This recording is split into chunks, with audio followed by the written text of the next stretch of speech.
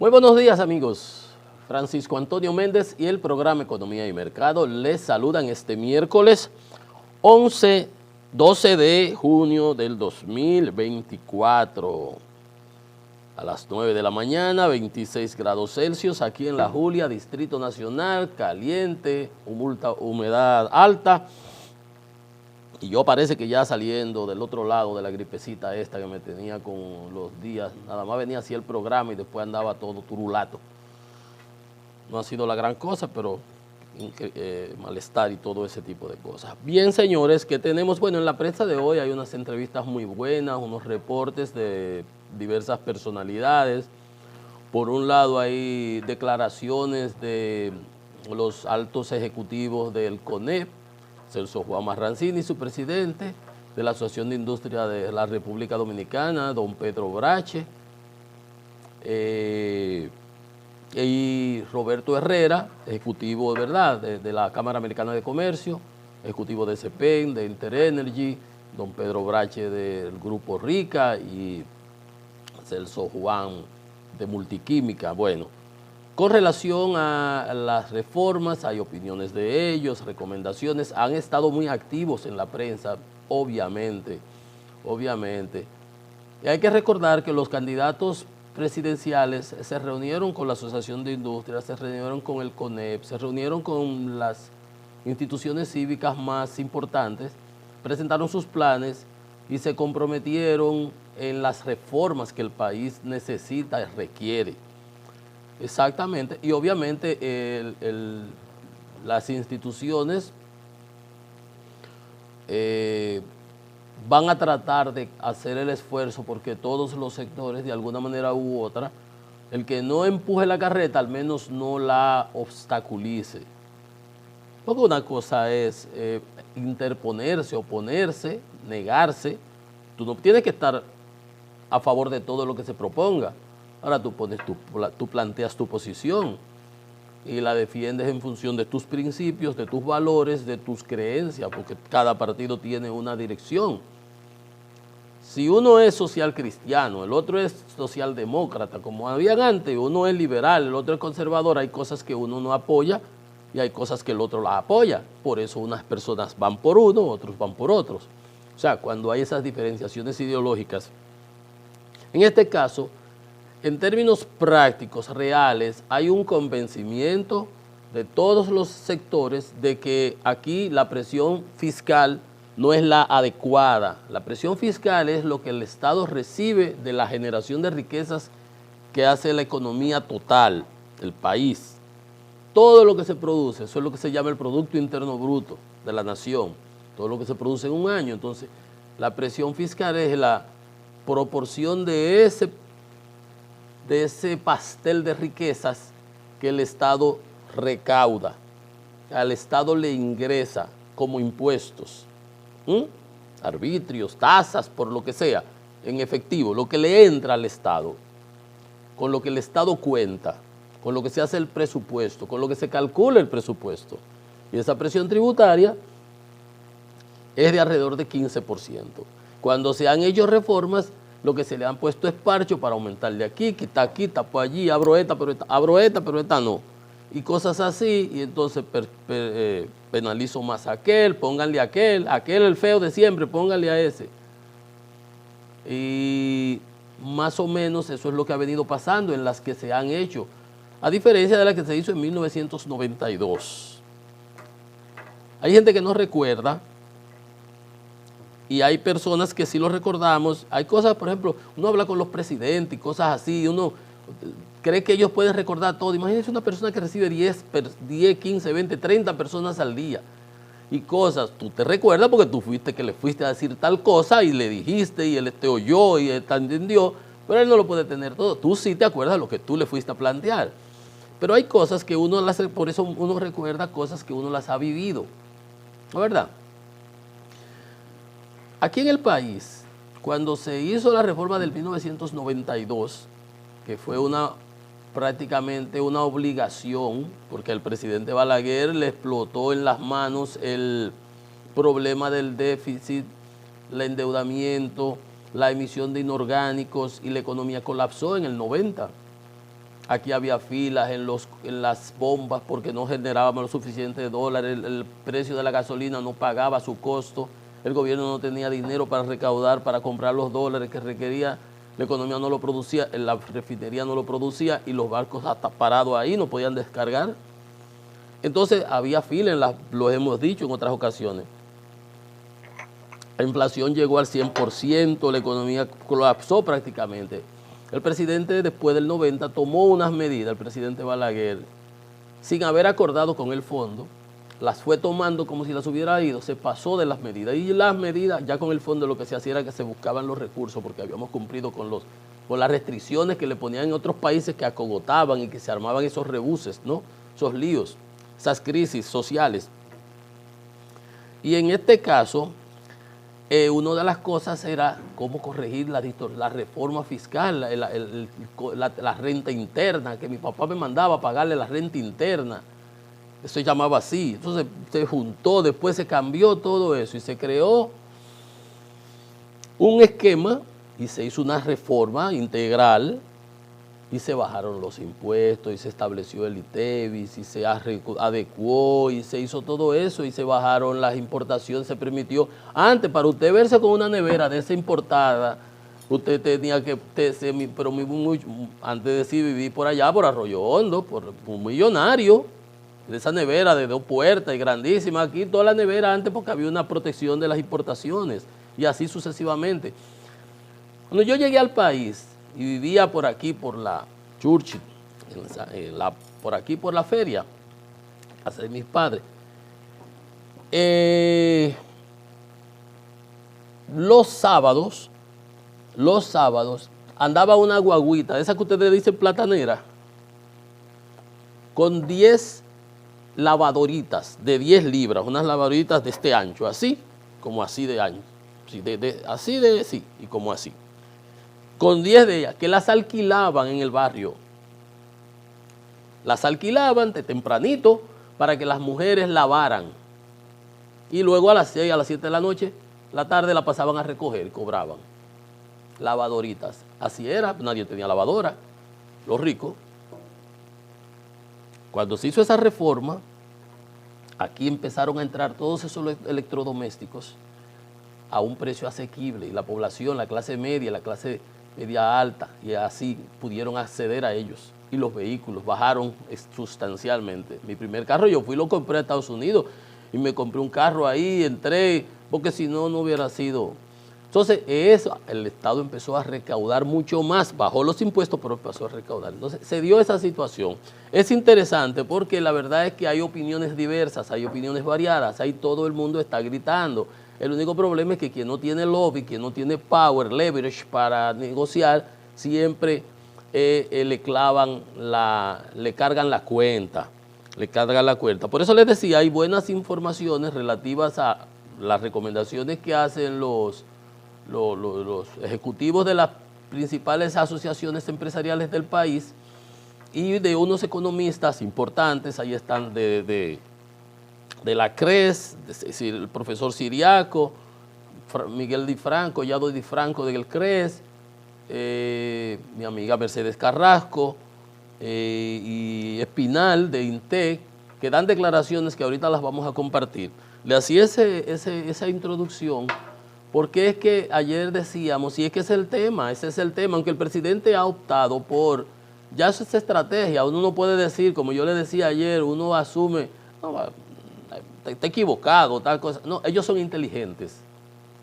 Cualquier decisión que ellos asuman, que ellos hagan, que se haga, usted tiene que asumir que se hizo pensada, sopesada, evaluada, analizada y que en su plan estratégico ellos saben por qué le están haciendo. Le conviene. Si no le conveniese, no la hicieran. No puede uno asumir que ellos son ni estúpidos ni nada porque no lo son. Y los resultados y los hechos evidencian que no lo son. Entonces no se puede subestimar. Entonces se decide presentar la reforma constitucional, que será la primera. Ahí nos entretendremos.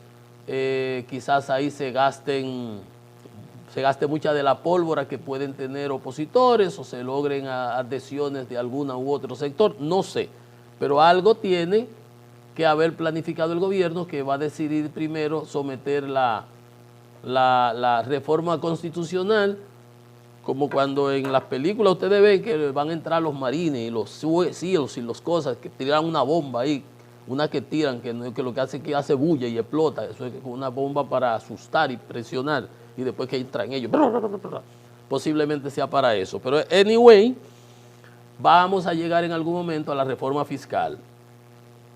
Y ahí es como dicen en el campo, donde la puerca retuerce el rabo. Ahí es donde la puerca retuerce el rabo. Porque ahí es donde se afectan los bolsillos. Donde una mano invisible, no la mano invisible a la que nosotros apostamos, los clásicos de Adam Smith, no. No es la mano invisible del mercado, no. La mano invisible y hasta visible del Estado, que te mete la mano en los bolsillos y te saca. Tú tienes un fajo de papeleta y el Estado hace así, esto es mío. Pero desde los tiempos inmemoriales, dad al César lo que es del César. Cuando quisieron atrapar a Jesucristo y meterlo en un no, un momentico. Al César lo que es del César. Saulo, Paulo, yo no me gusta hablar de eso porque uno era cobrador de impuestos, todo eso, de eso no nos vamos a escapar nunca. Ahora, ¿qué se hace con mis impuestos? ¿Qué se hace con mis impuestos? ¿Qué retribución hay de esos impuestos que yo pago?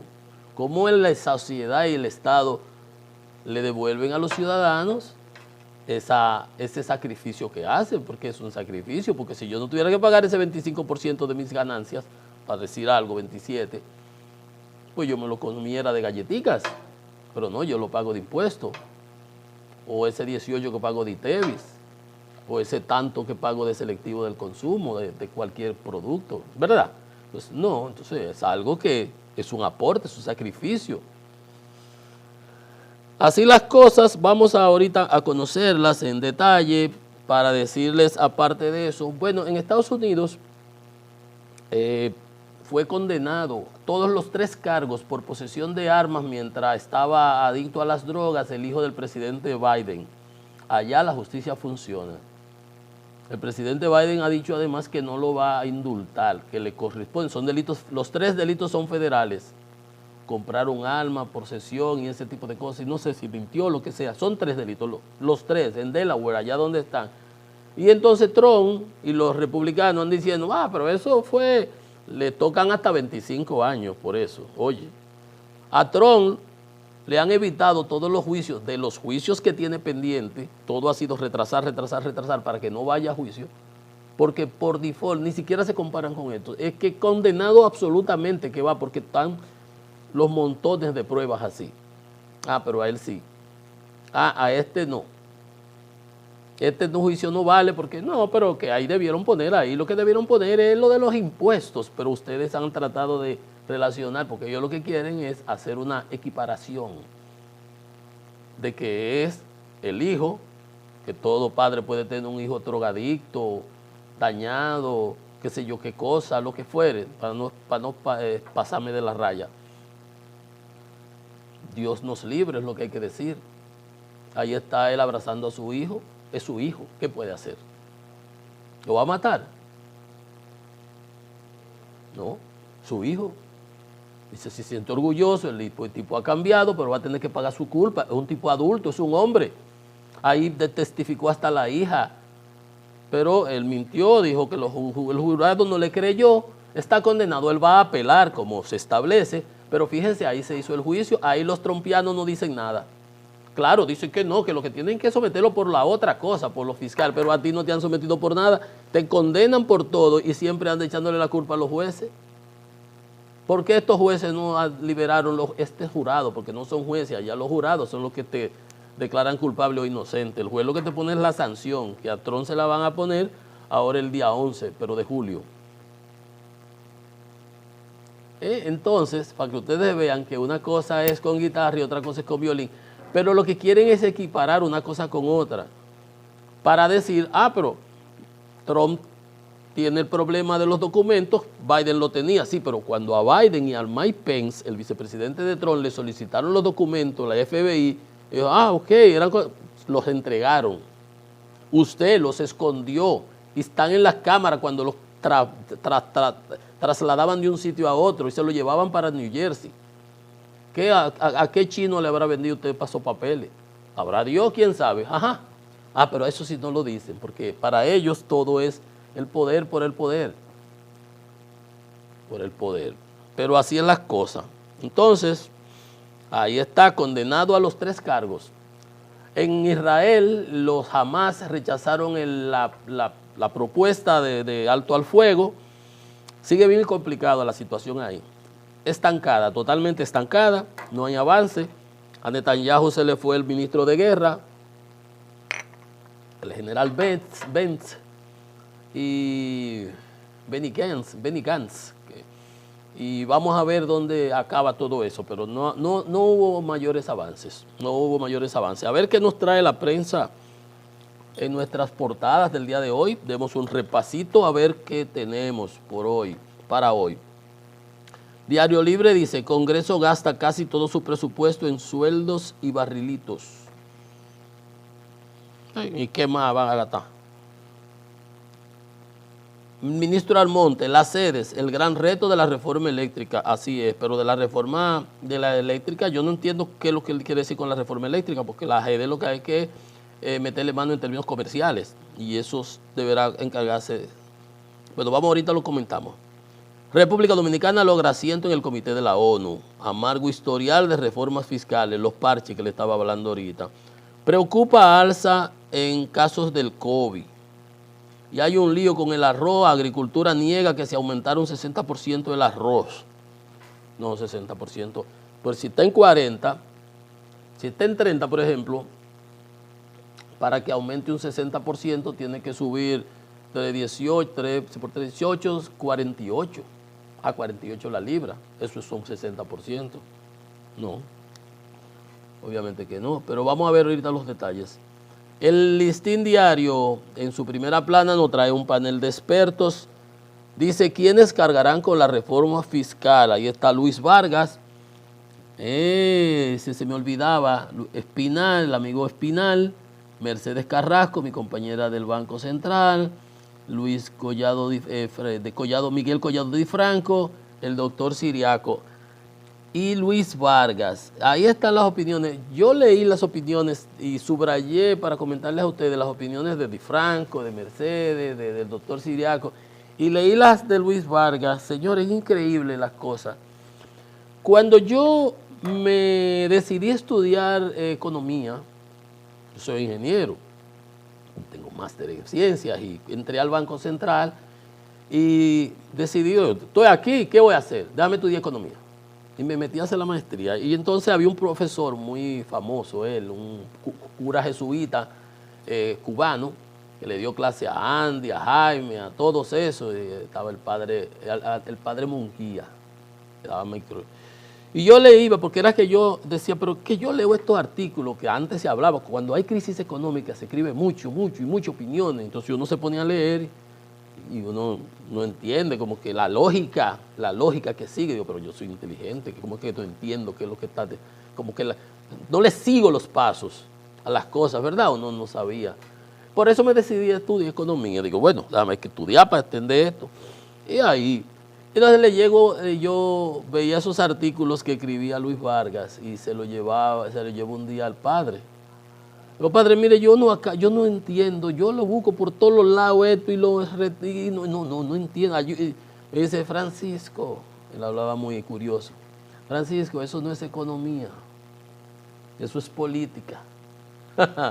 Así mismo leí yo la declaración de ahorita, que los problemas sociales, qué sé yo, que digo, nada que ver con los temas, con el tema realmente de la reforma, y a quién es que le van a poner y por qué le van a poner. Diles ocupan calles y aceras, menos casos de feminicidios en este semestre. El Caribe dice, primera plana, el CONEP propone involucrar toda la sociedad en el proceso de reforma. Sí, yo creo que sí, que eso es así debe ser. Aquí están Celso Juan, Pedro Brache y mi amigo Roberto Herrera. Biden, tras la sentencia a su hijo, dice: estoy orgulloso de él. El gobierno ejecutó en 5 meses el 42% de los ingresos. Vamos a ver los detalles de eso que quiero comentarles, que es lo más importante en el día de hoy. Aquí está. Vámonos por las declaraciones de los empresarios. Los líderes empresariales, dice Julio Brache, que sería un error de la oposición política quedarse fuera de la discusión, que es un gran pacto de la nación, que todos los sectores deben estar. Es correcto, yo creo que sí, que al final del día tienen que estar todos, pues no es solamente, pero teniendo la salvedad y saber que no es para acercar la brasa para tu lado, porque es que el gobierno en algunas ocasiones utiliza a los interlocutores como mecanismo, como utensilio. Entonces dice que el CONE considera importante que todo el liderazgo nacional se sume al diálogo. Yo creo que sí, eso es importante. No podemos esperar que llegue a una crisis o que la economía afecte su crecimiento o en la generación del empleo, es verdad. Pero también es que el gobierno tiene que ganarse la legitimidad. Porque el gobierno no puede andar de botarata dando 25,000 pensiones especiales, decenas de millones en asesorías, que ahora dice cantinflescamente nuestro querido amigo, el speaker de la presidencia, Homero, que son directores. No son directores, nada. ¿Qué van a ser directores? Directores asesores. Hoy hay un editorial del Hoy que nada que ver con oposición. Es decir, el Hoy es un periódico, es más gobernista que cualquiera. Dice, hace una reforma fiscal pero sin asesores directores. Se mofan, se les ríen en la cara, porque que tú te vas a reír de nosotros, ¿no? Nosotros sabemos qué es lo que tú me vienes a hablar. Sabemos que son botellas. Entonces, si hay 10, tú sabes que habrán 3 que funcionan, los otros 7 no. Dice Celso Juan que el abordaje debe ser objeto de un amplio proceso de consulta y discusión que conduzca a una concertación integral, un pacto de nación de todas las fuerzas. Entiendo que sí, que se puede hacer. Dice que ha sido un error de la oposición no integrarse al diálogo, dice Julio Virgilio Brache, pero ¿cuál diálogo? ¿Dónde está el diálogo, don Virgilio? No ha habido diálogo, el presidente no ha presentado ni siquiera su reforma, ni la propuesta fiscal, ni la propuesta constitucional, ni siquiera las ha presentado. Entonces, ¿cómo que ha sido un error no integrarse? Porque aquí todavía no se ha abierto ninguna mesa de negociación. Entonces, dice que lo que se quiere es hacer las correcciones y mantener la paz social. Es correcto, todo eso está muy bien. Para que no ocurra, señala lo del 1984, las pobladas de abril, nadie quisiera eso, por supuesto. Pero cada cual tiene que hacer su parte. Por ejemplo, como dicen, el sector del 3% del déficit, el 1% del Producto Interno Bruto del déficit, el 1% del sector eléctrico. Pero tenemos 4 años el gobierno administrando las empresas distribuidoras y la pérdida, en lugar de disminuir, han aumentado. Por eso lo dicen, los niveles de pérdida son insostenibles. Si ha habido una mejora en la calidad y confiabilidad de suministro, eso ha elevado las pérdidas financieras de esas empresas. Eso dice Roberto Herrera, que es mi opinión, y dice el ministro que la programación de apagones no es la solución, pero enfrentan el déficit. Ese ha sido uno de los errores, entiendo yo, porque le estamos, mira lo que, oye, para que ustedes vean que yo no hablo por hablar, mire, indica que si bien ha habido una mejoría en la calidad y confiabilidad de suministro, o sea, que se está dando 95% de luz, eso también ha elevado las pérdidas financieras de estas empresas, porque hay muchos usuarios que no son clientes. ¿Usted está viendo? Es que si tú le vas a dar luz a todo el que demás, ¿a quién que le dan que no coja? Pero si tú no se la cobras, y si tú no se la vas a cobrar, nunca la va a pagar. Y si tú no le vas a cobrar, él la va a dejar prendida. Si fuera una empresa privada, no le va a dar luz al que no la paga. No, si tú no la pagas no tienes luz. Pero el gobierno está dando luz por 24 horas, pero claro, como se le genera un déficit de 1.500 millones, pero como quiera va a aparecer los recursos, porque este gobierno es el que más recursos ha administrado de todos los gobiernos que han pasado, este es el que más ha administrado en 4 años. 4 millones de pesos.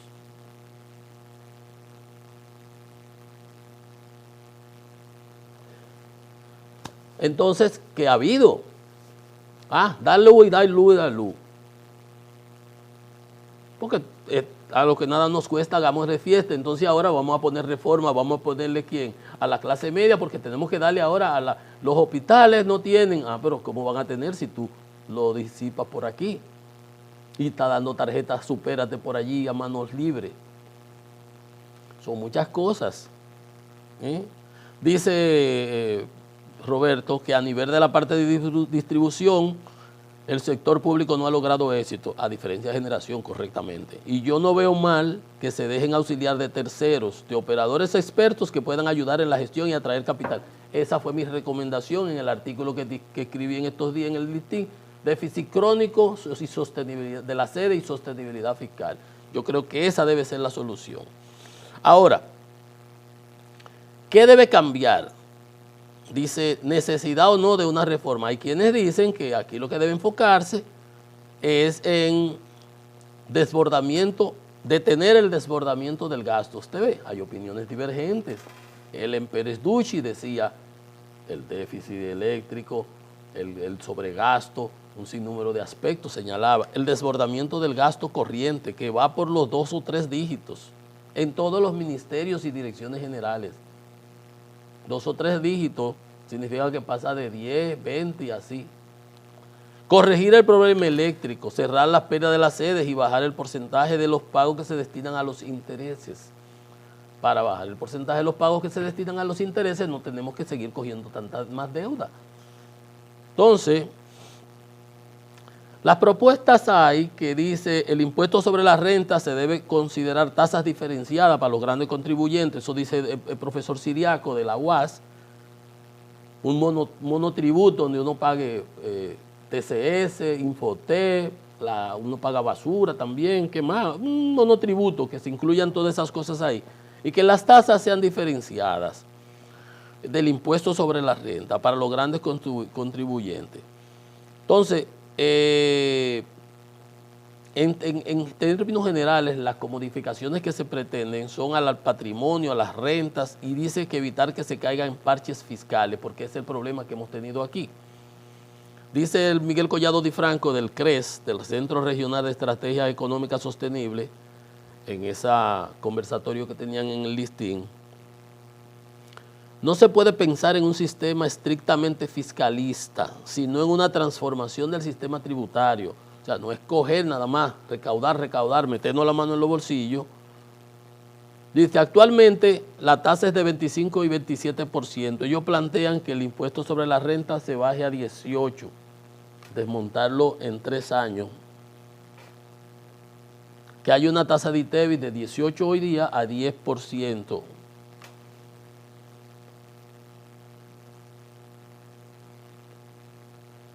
Usted no estaríamos en desacuerdo de que se nos baje el ITEVIS, porque, por ejemplo, eso es lo que hicimos en el 92. Se bajaron los aranceles y se aumentó entonces el volumen de productos importados y el gobierno recaudó más. Por otro lado, dice Mercedes Carrasco, la economista, que aquí no se han hecho los diagnósticos a nivel general para plantear una reforma fiscal. O sea, que está todo el mundo hablando de reforma aéreo, en etéreo, pero que no se han hecho diagnósticos particulares, que es dónde que se va a cortar el bacalao y cómo que se le va a rebanar. Que no hay un discurso uniforme entre los funcionarios del gobierno en un momento en que la economía no ha alcanzado su pleno potencial de crecimiento y el mercado laboral no se ha recuperado.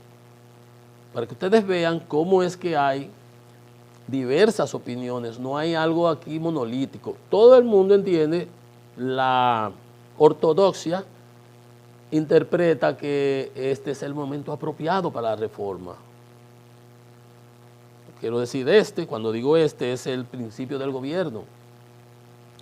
Lo que pasa es que tengo una continuidad. Porque en el trayecto, si el trago es amargo, pues te lo apuras adelante. Y ya en el segundo año, en el tercer año, pues será un poco más dulce o llevadero. Eso es lo que dice, lo que manda el librito. Por eso los gobiernos no se embarcan en reformas cuando están en mitad o segundo o tercer año, porque en el cuarto año, en este periodo que son de cuatrenios, nosotros aquí, vienen las elecciones. Entonces, si tú lo haces ahora, eso es lo que dice el playbook, ¿no? El librito.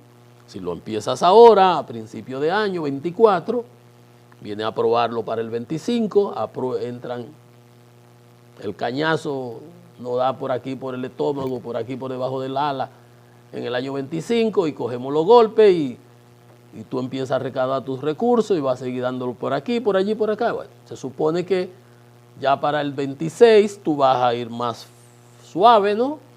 Y la gente va a haber asimilado los golpes. Bueno, eso es lo que dice el librito. Y la economía debe generar réditos. Entonces, por eso es que los argumentos. Pero hay quienes entonces dicen, pero primero el monto. ¿Por qué no enfocarse entonces en los diagnósticos que se tienen? Pérdida de la distribuidora. Ahí plantea Roberto Herrera lo mismo que yo planteo. Hay que ver cómo se le da la mano a Celso con eso y que el presidente le dé poder para que pueda resolver eso, pero que también es con inversiones. Pero ¿de dónde va a salir la inversión si se está yendo en dar luz por un tubo a gente que no paga? Que es uno de los errores, se lo decía yo al ministro y lo escribí. Entonces, esas son cosas que hay que verlas. Pero fíjense ustedes, como todos los sectores ya empiezan a quejarse, como todos los sectores empiezan a plantear hasta alternativas. O sea, variaciones de enfoques. Porque la verdad es que no es tampoco un enfoque único. Ni que sea infalible. Porque yo estoy seguro que aunque ahora hablamos de parche fiscal, la del 12 fue la reforma, el arte de lo posible. Como dice, la política es el arte de lo posible, ¿no? Porque también hay que ponerse en el pantalón de los otros y de las realidades sociopolíticas que se viven en determinados momentos. Este gobierno, yo no recuerdo que a esta administración del presidente Luis Abinader del 20 al 24, es más, del 20 al 22, este gobierno caminó con una luna de miel.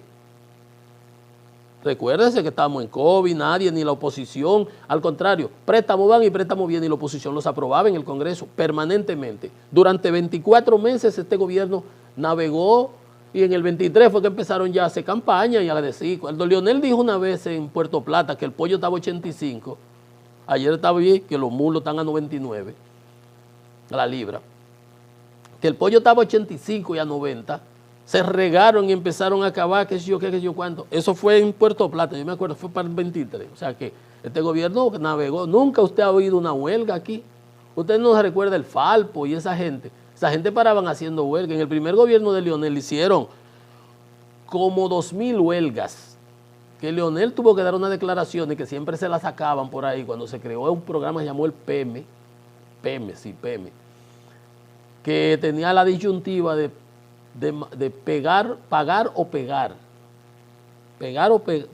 Pagar o matar o algo así, o pegar.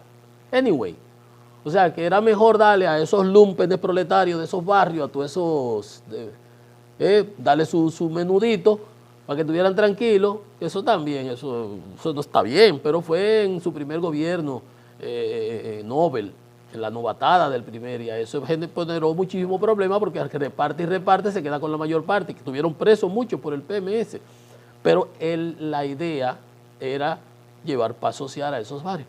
Este gobierno ha tenido 4 años de echarse fresco. Nunca ha tenido ningún problema, ¿verdad? aquí por suerte, y eso es importante y eso es bueno. Entonces yo creo que debemos seguir en ese ritmo. Y vamos a ver tendencias, pero vamos a hacer una pausa.